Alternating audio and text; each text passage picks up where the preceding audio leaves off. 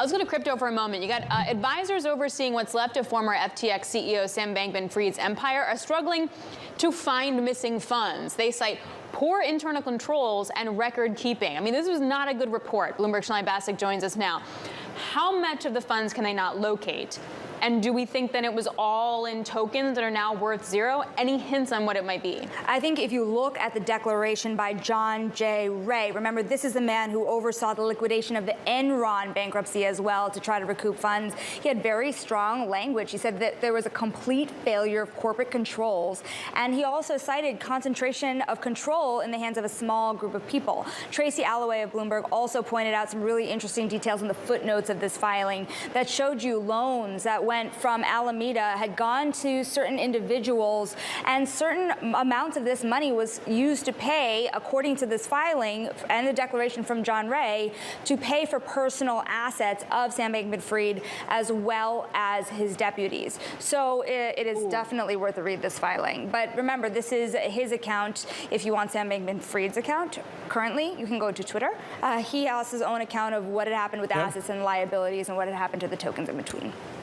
Are those Twitter posts going to be a problem, do you think, Shalini? Because there's a lot of noise around this story.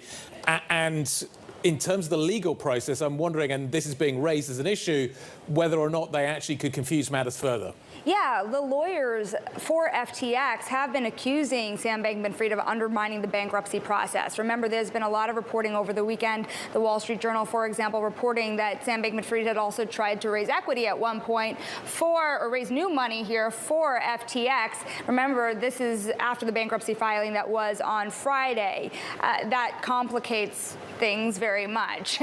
But remember, FTX has made it very clear. They've been tweeting that Sam Bankman-Fried is no longer part of the company.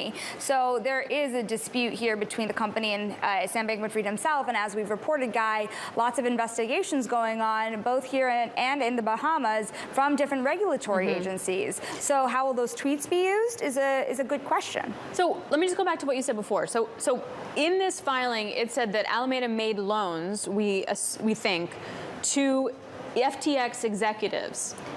They named them by name in the filing, and the amounts. If Alameda wound up getting consumer money from FTX, this is like an FTX financing FTX executives in some kind of circular way. Am I reading that correctly? It's going to take a very long time. We've tried to do at least some of this in Bloomberg reporting now. If you look, there's a story on the terminal that will show you the map of Sam Bankman-Fried's empire, because what's going to be difficult to untangle is not just FTX. FTX is 100 and some companies here across the entire globe, as well as Alameda, which has its own counterparties, and it seems that Sam Bankman-Fried and his colleagues were part of those counterparties.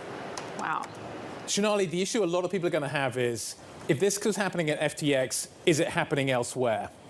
Is that basically now the market's mentality around all of this? There's something that I've been thinking about for the last 24 hours, and it's this, Guy. You're seeing a lot of companies pausing withdrawals of customer funds. There was, 8%, 15% yields promised on those funds. What were those funds used for? Were they transferred over the trading desks? And is that why those withdrawals cannot be met now? These are serious questions about the crypto industry.